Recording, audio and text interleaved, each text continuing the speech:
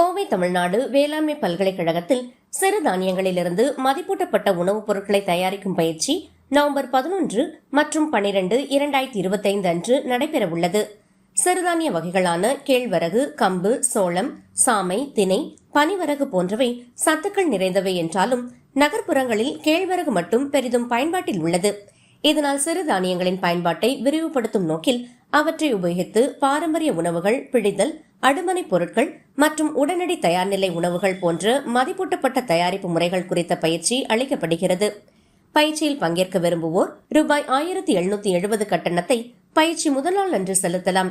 பயிற்சி நடைபெறும் இடம் அறுவடை பின்சார் தொழில்நுட்ப மையம், வேளாண் பொறியியல் கல்லூரி மற்றும் ஆராய்ச்சி நிலையம், தமிழ்நாடு வேளாண்மை பல்கலைக்கழகம், கோவை 641003.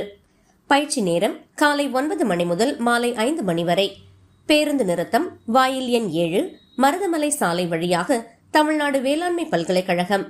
மேலும் தகவல்களுக்கு பேராசிரியர் மற்றும் தலைவர், அறுவடை பின்சார் தொழில்நுட்ப மையம், வேளாண்மை பொறியியல் கல்லூரி மற்றும் ஆராய்ச்சி நிலையம், தமிழ்நாடு வேளாண்மை பல்கலைக்கழகம், கோவை 641003.